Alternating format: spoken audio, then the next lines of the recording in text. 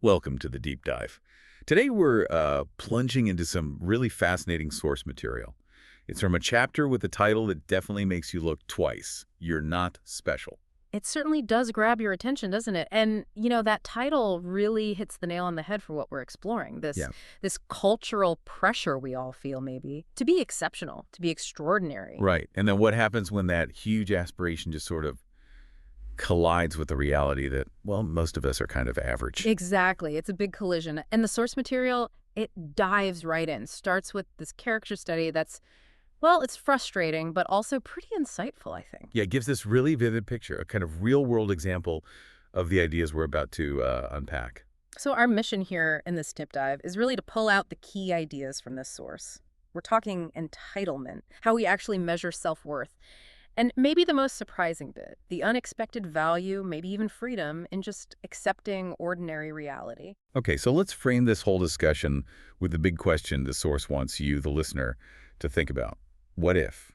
What if feeling genuinely good about yourself isn't about believing you're special? What if it's about accepting that, maybe?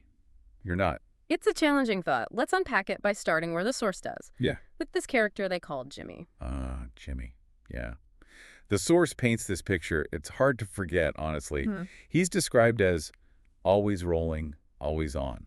Like you ask him what he's doing. And you get this whole spiel, right? Impending business ventures, these medical apps needing investors, charity events he's speaking at, some, revolutionary gas pump idea. Billions. Gonna make him billions. Always billions. He's described as all positivity all the time, always pushing, always working an angle.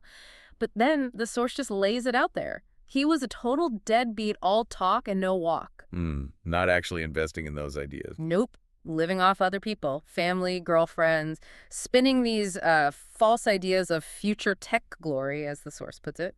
And the really striking thing, the core observation about Jimmy in the source, this delusional level of self-confidence. Totally delusional. And how he handled criticism. If people laughed or, hung up. Oh, they were missing the opportunity of their lives. Right. And if they pointed out his ideas were bogus. They were just too ignorant. And if they questioned his lifestyle, the fact he wasn't actually producing anything. Then they were just jealous. Or haters. Simple as that. He had an answer for everything, didn't he? Just deflected it all. The source even mentions him getting money sometimes through the sketchiest of means, like selling other people's ideas, finagling loans. Wow. But the craziest part, according to the source, is that Jimmy actually believed his own bullshit. It wasn't just an act. Yeah, his delusion was described as bulletproof. Nothing could penetrate it. So this whole picture of Jimmy, Yeah. it's the source's way into talking about entitlement. How does that manifest in his case? Well, based on Jimmy, the source defines entitlement as feeling as though he deserves good things without actually earning them. Simple as that. So, like rich without working? Likes without being helpful. An amazing life without any sacrifice. Exactly. And the source argues that people like this, people who are entitled, they get so wrapped up in just feeling good about themselves. That they end up, fooling themselves. Yeah, deluding themselves into believing that they are accomplishing great things even when they're not. Yeah. They might genuinely see themselves as brilliant entrepreneurs, amazing founders, life-changing coaches. Even with zero actual proof, no real accomplishment. Right. And what's interesting is the source admits this intense delusional confidence. It can be temporarily alluring. Really? Yeah, the author even mentions feeling almost indestructible sometimes when around Jimmy. That sheer belief was contagious. Okay, but if it feels good, even temporarily, Yeah. what's the actual downside? What's the problem the source sees? The problem is that entitlement creates this constant need to feel good. And that need often gets met at the expense of those around them. Oh. It demands this relentless self-focus. You're always working to keep up the facade. The source has this great line about having to convince yourself that your shit doesn't stink, especially when you've actually been living in a toilet. Huh. That's vivid. And hard to break out of, presumably. Incredibly hard. Because any attempt to bring in reality, any criticism, it's just seen as another threat to their superiority. They can't handle it. So the source describes it like it closes in on itself, a narcissistic bubble. Exactly. Everything outside gets twisted to fit the narrative inside. Good stuff happens, that's because I'm amazing. Bad stuff. Oh, that's just other people trying to bring me down. It's completely impervious, is the word they use. So the bottom line on this kind of entitlement, according to the source. It's a failed strategy. It's just another high. It gives you a temporary buzz, sure, but it's definitely not real happiness. Okay, so stepping back from Jimmy himself for a second, the source gives some history, right? How does a whole society potentially end up with what they call a population full of Jimmys? Yeah, it ties this into the whole high self-esteem movement. The source traces it back to psychology in the 1960s. Apparently, it became huge back then, all the rage. And the idea was, based on research suggesting people with high self-esteem did better. Kind of. Research seemed to show correlations, yeah. People who thought highly of themselves tended to perform better, cause fewer problems. So researchers, policymakers, they thought, hey, if we just boost everyone's self-esteem. We could get real social benefits. Yeah. Lower crime, better academic results, more employment, maybe even fix budget deficits. That was the thinking. Wow, that's ambitious. So from the 70s onwards, this idea just spread everywhere. Pretty much. Taught to parents, pushed by therapists, politicians, teachers, baked into educational policy. And we saw actual results like great inflation. Yep. Great inflation to make low-achieving kids feel better. Mm-hmm. Participation awards and bogus trophies just for showing up. I remember those. Right. And even inane homework assignments like writing essays about why you're special or listing things you like about yourself. And it wasn't just schools, the source says. No, it was broader. Pastors telling congregations everyone is uniquely special, destined for greatness. Business seminars, motivational speakers, everyone chanting, every single one of us can be exceptional and massively successful. Okay, but here's where the source kind of throws cold water on it. Exactly. The pivot is, it's a generation later and the data is in. We're not all exceptional. Surprise, surprise. And the core argument there is That just feeling good about yourself, it doesn't really mean anything unless you have a good reason to feel good. right, it needs some basis in reality. Yeah. And the source actually pushes back on the whole premise of the self-esteem movement. It suggests that maybe adversity, maybe failure, they aren't things to just shield people from. They're actually useful. Useful and even necessary, the source says, for developing strong-minded and successful adults. So the big conclusion is that teaching everyone they're exceptional, telling them to feel good no matter what, it didn't create a generation of world changers. Nope. It contributed, the source argues, to a population full of Jimmys. Wow. A population where people like Jimmy spend so much time talking about how good he was that he forgot to, actually do something. Exactly. And the source proposes a different way to measure self-worth. Not by how good you feel when things are great. But how you feel about the bad stuff. Precisely. How she feels about her negative experiences. That's the real measure. Okay, so that sets up a contrast. Jimmy runs from his problems, invents successes, which makes him weak. Right. Whereas someone with genuine self-worth, according to the source, can actually look at the negative parts of his character, frankly. They can admit, okay, I'm bad with money, or I do exaggerate, or I lean too much on others. Yeah, they can face it. And crucially, they can then act to improve upon them. Which is why the entitled folks get stuck. Exactly. They are incapable of acknowledging their own problems openly and honestly. They can't face the negative stuff. So they're just stuck, chasing high after high. Yeah, and building up greater and greater levels of denial. And the source ends that section on a pretty somber note, doesn't it? It does, basically. Eventually, reality must hit. It's just a question of when and how painful it will be. Oof. Okay, so moving beyond the obvious narcissist, the Jimmy type, the source uses a really personal story, right? To show up another way entitlement can look. Yeah, a very different flavor. This isn't about inflated self-regard. It comes from feeling uniquely flawed, damaged even. Right. The author tells the story from when they were 13. Pull out a biology class. Yeah. The search. Denying having drugs even though they knew. That feeling of panic, that feedback loop from hell, the source calls it just escalating fear and distress. And then finding the marijuana in the secret compartment. And the consequences were huge. Handcuffed, expelled, homeschooled, losing friends, community legal rights, even playing a role in their parents' divorce. The author calls it real traumatic shit. And the key here is how the author interpreted that trauma, right? Yes.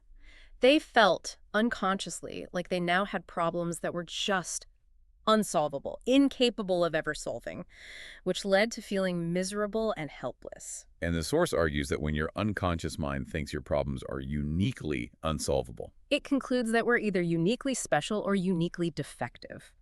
The logic is sort of, my problems are so huge, so different, the normal rules can't possibly apply to me. And that is another way to become entitled. Exactly. It's a different path to the same destination, in a way. So Jimmy's entitlement played out in business scams.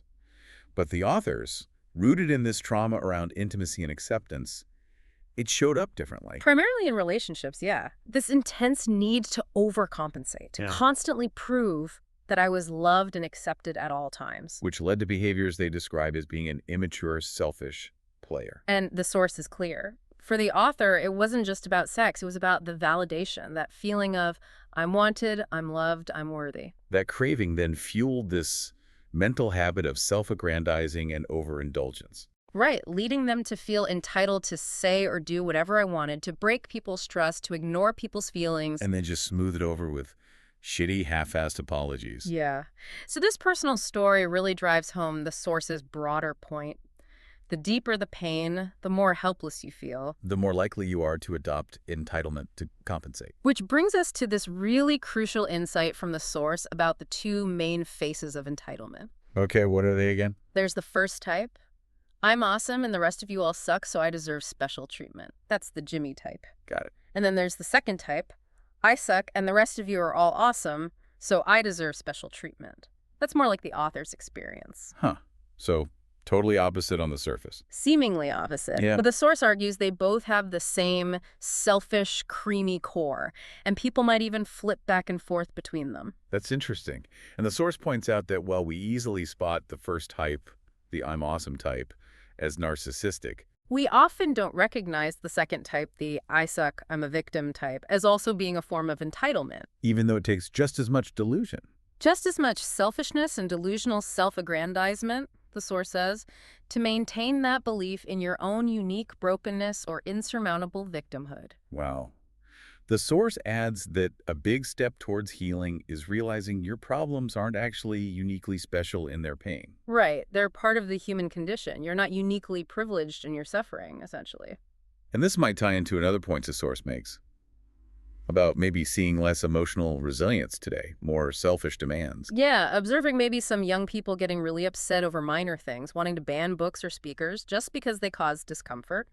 The source tentatively links this, possibly, to feeling uniquely sensitive or maybe entitled to never feel challenged. Which leads us to a big question. How is our modern world, our technology, maybe making all this worse? Good transition. The source starts this section by stating a plain fact.